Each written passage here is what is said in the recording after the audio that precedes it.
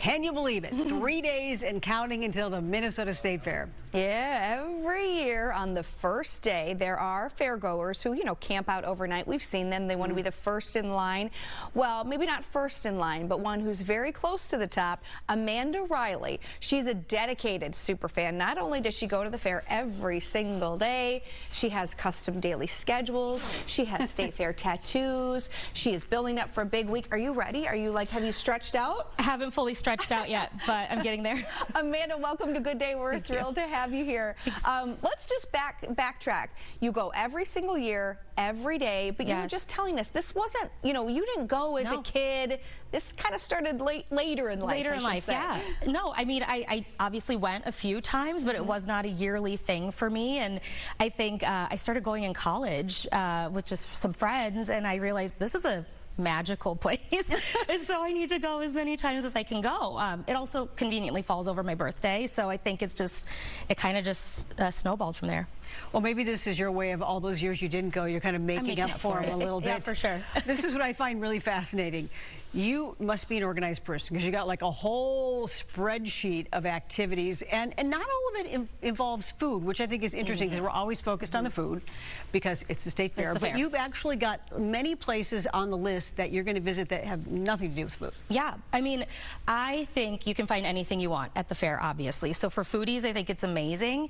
I don't think I could do that for 12 days in a row. And so I think the beauty of the fair is that you find these things that you would just never find anywhere else. There's the running of the ducks, for example. Didn't know what that was, but last year they had this special kind of duck that they just ran. And so I'm like, how would you know that? So I like to pull out the things that are maybe lesser known or that I just know I would never get in my everyday life. And so you use your vacation time. Yes. And you were telling us too, you kind of have different approaches. The first day you were there from open to close. Open to close, yep. But then it changes. And why do you do it like that? I think going every day, it gives you a little bit of flexibility. So sometimes I just want to come in for like a gardening talk or two and get a pronto pup maybe, and then I just go home. So some days I'm there for just like 2 or 3 hours. Some days I'm there that kind of open to close, so. Interesting. And you're saying that it takes the pressure off because, I mean, I think when we get there, there's like, oh my God, there's so many things to see. Where do we start? And especially if you're with a group, you can get into some, little problems, sometimes little disagreements about that. So you mentioned some of the things that you wouldn't have thought about or heard about. We have new attractions this year. What are you looking forward to as far as what's brand new this year? Yeah, I'm really looking forward to the future projections area. A few years ago, they had a laser light show that was really wonderful. You're just sitting outside with a bunch of people at night looking at this, so I think this will be like an evolution of that. And I think, the mini golf is going to be great. I think that's awesome. I saw that at the preview, and so it looks really cool. So what are you, those are the new things. What are the things that you either eat or visit, the places you visit each and every year, your staples? Yeah, so every year I have to get a Frenchie from the Blue Moon Diner, and I feel like that is the sleeper hit. It was a new food years ago. You heard it here, people. Nobody ever remembers this, and when they do, they're like, oh my gosh, this is amazing. So Frenchie at Blue Moon is amazing. I think every year I love the animal contest. So the dress a sheep, the llama costume contest, obviously. I say obviously. Obviously. So those more interesting kind of contests I think are really fun. Oh, was this the walking the duck? Yeah. Okay, there you go. Yep, there you go. Any of those pop-ups too. I mean, I think it's really fun, like, just like making sure I'm getting as much of that culture and arts and things like that in there.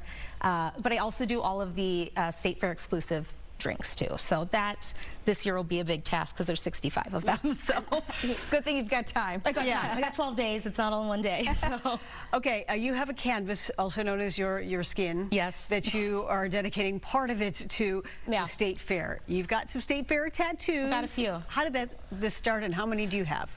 Well, clearly I commit. So when I like something, I'm like all in. So that's cool. Yeah. So I started getting one every year, just to kind of commemorate this thing that I love, obviously. And so, yeah, I'm on year 5. I just got one. It's very fresh. But I try to get a little bit of every kind of thing that I love about the fair: the food, the drinks, rides, and now animals. I've got a little alpaca friend, so. Very cute. Alex mentioned sometimes when you go with with groups or friends. There can be a, well, I want to go here, I want to go here. This is video of your new one that you just got.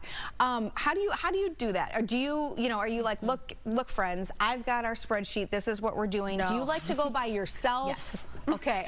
I mix it up a little bit. So I think it's honestly, for me, I feel like really honored and thankful that people want to go with me. But I like to dig into the daily schedules beforehand. So I have my spreadsheets where I pull all the things that I'm interested in, and then if I know I'm going with other folks, I'll add some things that I know that they're for sure interested in. But I will tell you, I've never made it through any of my spreadsheets. Oh, really? I've never made it through. So, I mean, there's always going to be something else to do, but I think that preparation ahead of time, even like 10 minutes looking through that, it's going to save you a ton of stress when you're there. You know, I'll say this, I don't know if you are a Gen Zer, but I have noticed, I have one, my daughter's a Gen Zer, and I've noticed that this group of young people, they're much more likely to do things on their own. They'll go to concerts alone, they'll go to movies alone. These are things that I wouldn't have even considered when I was younger, but you take comfort in, like, this is what I want to do. If you want to join me, I'm honored, but this is, I want to see these things. I've spent time. And I have some of my mandatories for sure. Like, there are things that I will not miss. Like, I'm not going to miss the king and queen of string cheese. Like, I'm not missing that ever.